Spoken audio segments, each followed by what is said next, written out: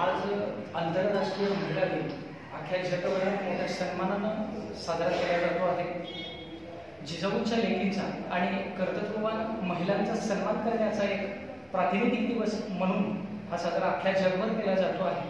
त्यातच आज मी सध्या आहे कळंब तालुक्याच्या तहसीलदार श्रीमती लटपटे मॅडम यांच्याकडं. त्यांची आपण जागतिक महिला दिनाच्या निमित्तानं एक मनमोकळी अशी मुलाखत घेत आहोत. या निमित्तानं सर्वात प्रथम तर मॅडम आपलं मनपूर्वक स्वागत आणि आपणास आंतरराष्ट्रीय महिला दिनाच्या मनपूर्वक शुभेच्छा. काय सांगाल सद्यस्थितीमध्ये समाजातल्या महिलांचा जो काही स्टेटस आहे किंवा महिलांच्या बाबतीत सध्याची समाजाची स्थिती काय आहे, एक महिला आणि एक अधिकारी महिला म्हणून काय सांगाल? महिलांची सद्यस्थिती तशी चांगली आहे.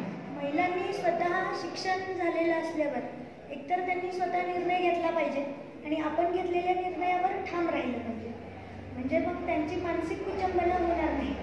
कारण आज काय होते की शिकलेली महिला जरी असली तरी ती वडील, पती किंवा भाऊ निर्णयाला यांच्यावर डिपेंड राहते बऱ्याचदा. तर महिलांनी स्वतः निर्णय घ्यावे. सुरुवातीला काही चुकतील पण तिने जर निर्णय घेतले तर ती त्याच्यातून सक्षम नक्की बनेल.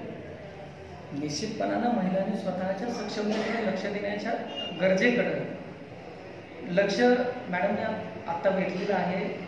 सगळ्यात महत्त्वाचं कर्तव्यदक्ष महिला अधिकारी म्हणून आपली पूर्वीपासून ओळख आहे.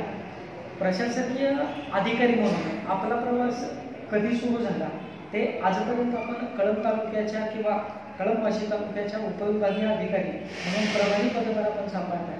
हा एकंदरीत प्रवास तुमचा आणि या प्रवासामध्ये तुमचं कुटुंब त्यांचा ताळमेळ नेमका कसा साधला? मी मंजुषा लटपटे 2099च्या बॅचची MPSCची नायब तहसीलदार आहे. 2001चं माझं जॉईनिंग आहे. मार्च 2010ला तहसीलदार म्हणून माझं प्रमोशन झालं आहे.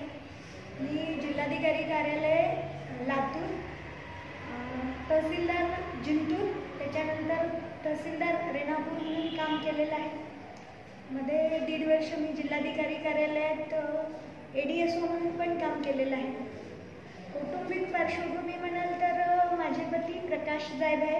हे एक्झिक्युटिव्ह इंजिनियर आहेत महापारेषणमध्ये. मला 2 मुलं आहेत. एक प्रथम मोठा 7वीला आहे ह्या वर्षी आणि छोटा पियुष हा 2रीला आहे.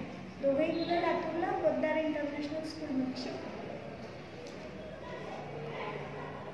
1999च्या बॅचच्या नायब तहसीलदार अधिकारी ते 2019 पर्यंत प्रभारी पदभार उपविभागीय अधिकारी कळंब इथपर्यंतचा प्रवास अगदी छोट्या शब्दांमध्ये पण विस्तृत अर्थानं मॅडमने आपल्याला सांगितलंय. खरा निश्चितपणानं अशा महिला अधिकाऱ्यांच्या पाठीमागं पूर्ण कुटुंब उभं राहतं ही अभिमानाची गोष्ट आहे.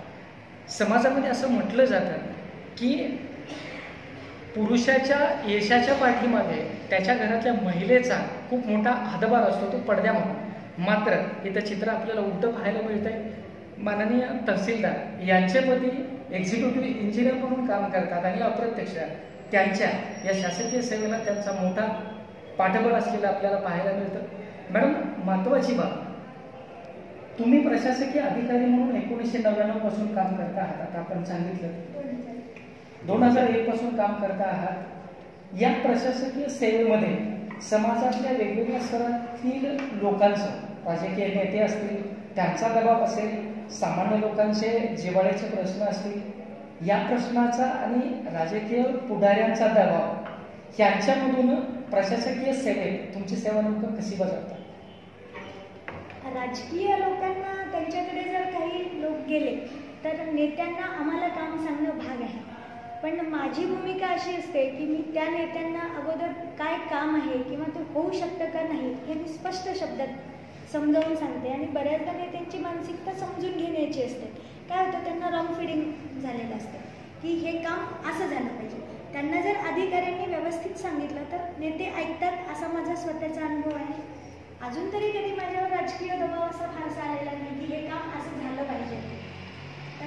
आणि सर्वसामान्यांचे काम तर मी असे करते की जर काम होणार असेल तर मी लगेच सांगते हे तुम्ही पूर्तता करा, हे काम लगेच होईल.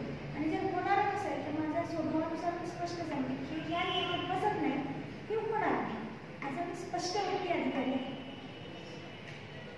सर्वात महत्त्वाचं स्पष्टवक्ती अधिकारी महिला अधिकारी म्हणून काम करताना राजकीय नेत्यांचा दबाव घेतो हे तर उघडच आहे. मॅडमने ते कबूलही केलं, पण त्यातून अगदी धाडसाने मी जनतेची कामं करते असं त्या सांगतात. मॅडम एक महत्त्वाचा प्रश्न असा आहे की मगाशी विचारायचं राहून गेलं तो असा की महाविद्यालयीन जीवन जगत असताना मुलांची आणि मुलींची काही वेगळी स्वप्न असतात. मग नेमकं त्या काळामध्ये तुमचं स्वप्न असं होतं का MPSCच्या विभाग थ्रूच मी एका प्रशासकीय पदावर अधिकारी म्हणून रुजू होणार, ते स्वप्न पूर्ण करताना MPSCच्या परीक्षा, त्याच्यानंतर आईवडिलांचं मार्गदर्शन, शिक्षकांचं मार्गदर्शन आणि महाविद्यालयीन जे काही पदवीचा काळ असतो त्या काळामधलं मार्गदर्शन आणि हे स्वप्न तुमच्या डोक्यामध्ये असा कोण माणूस आहे की ज्याच्या विचाराने ज्याच्या संस्काराने रुजलं गेलं, आम्हाला म्हणू शकेल? माझी आई मुख्याध्यापक म्हणून रिटायर झालेली आहे. माझे वडील 1986लाच वारलेले आहेत. तर माझ्या आईची अशी इच्छा होती की मी डॉक्टर व्हावं, पण डॉक्टर होण्यात मला फारसा रस नव्हता. म्हणून मी 12वी नंतर BA केलं, MA BEd केलेलं आहे आणि BA करतानाच ठरवलं होतं की आपल्याला प्रशासकीय सेवेत जायचं आहे. मग माझं ग्रॅज्युएशन आंबेजोगाईला झालं स्वामी रामानंद तीर्थ महाविद्यालयामध्ये आणि माझं PGचं शिक्षण औरंगाबादला झालं युनिव्हर्सिटीमध्ये. तर आईचं मार्गदर्शन आणि तिची मोलाची साथ ह्याच्यामुळे मी आज इथपर्यंत पोहोचले आणि लग्नानंतर माझ्या पतींची घरामध्ये संपूर्ण साथ आहे. जेव्हा मी कार्यालयीन कामकाजासाठी बाहेर असते तेव्हा ते माझ्या मुलांना पूर्ण वेळ देतात म्हणून मी नोकरी करू शकते. त्यांच्या असं म्हणायचं की तुमच्या मिस्टरांचा म्हणजे मी त्यांचा साहेब म्हणून उल्लेख करेन कारण तेही एक्झिक्युटिव्ह पदावर आहेत. साहेबांचा तुमच्या अपरोक्ष म्हणजे ज्या वेळेला प्रशासकीय कामासाठी तुम्ही कळमला येता, ज्या ठिकाणाहून येता, तिथून मुलांच्यासाठी पूर्ण वेळ देऊन फॅमिली तेच सांभाळतात? नाही, आम्ही दोघंच राहतो घरात. दोघं आणि 2 मुलं आहेत. आम्ही दोघं आळीपाळीने मुलांसाठी आवश्यक तेवढा वेळ देतो.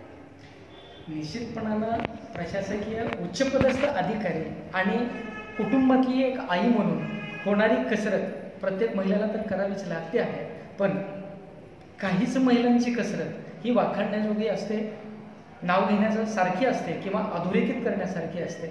निश्चितपणानं मॅडम कळंबच्या राजकारणाचा अनुभव बऱ्यापैकी तुम्ही ऐकलाही असेल, कळंबच्या प्रशासनाचा अनुभव तुम्ही ऐकलाही असेल, ऐकून फक्त ऐकला असेल. येणाऱ्या काळामध्ये कळंबच्या प्रशासनाच्या बाबतीत काय सांगाल? नेमकं कळंबचं प्रशासन कसं सांभाळलं जाईल, काय सांगा? लोकांना नियमानुसार काम करा अशा माझ्या स्टाफला सूचना आहे. त्यांनी वेळेत ऑफिसला आलं पाहिजे. कार्यालयीन वेळेत त्यांची कामं पूर्ण केले पाहिजे, कारण कार्यालयीन वेळेनंतर थांबून काम करणं हे तुमचं इनइफिशियन्सी दाखवते. कार्यालयीन वेळेत त्यांनी पूर्ण क्षमतेने काम करावं, सामान्य लोकांना न्याय द्यावा, त्याच्यासाठी मी सुद्धा प्रयत्न करेन स्टाफ. निश्चितपणानं सर्वसामान्यांची कामं थांबू देणार नाही हा एक विश्वास प्रशासकीय अधिकारी म्हणून मॅडम घेत आहे.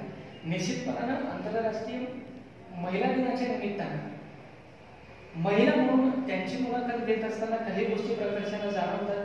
प्रेक्षकांनाही मला सांगायला आवडेल की अगदी ज्या वेळेला मॅडमच्या केबिनमध्ये आलो, महिला प्रशासकीय अधिकारी कशी असावी त्याचे एक उत्तम उदाहरण माझ्याही डोळ्यासमोर बघायला भेटलं. ते की एका कर्मचाऱ्याला बेशिस्तपणाची शिक्षा त्याने काय केली त्याचा मी आता काही क्षणापूर्वीचा साक्षीदार आहे. निश्चितपणानं कळंब तालुक्याच्या प्रशासनाला आणि कळंब तालुक्यातल्या राजकारणाला एक वेगळी शिस्त लावण्याचा मानस त्यांनी व्यक्त केलेला आहे. सर्वसामान्यांची कामं मी अडकू देणार नाही असंही ते सांगतायत. येत्या काळामध्ये आपण प्रशासकीय अधिकारी म्हणून त्यांच्याकडून एकच अपेक्षा करूया की कळंबच्या प्रशासनामध्ये जे काही फायलिंगचं रेंगाळलेलं काम होतं इथून पुढच्या काळामध्ये थांबणार नाही. मॅडम पुढेच एकदा आमच्या वहिनीकडून आणि व्यक्तिशः माझ्याकडून एक महिला म्हणून आणि महिला अधिकारी म्हणून जागतिक महिला दिनाच्या मनपूर्वक आपल्याला शुभेच्छा देतो आणि आपण मुलाखतीसाठी वेळ दिला मनपूर्वक आभार. थँक्यू. बरं ना.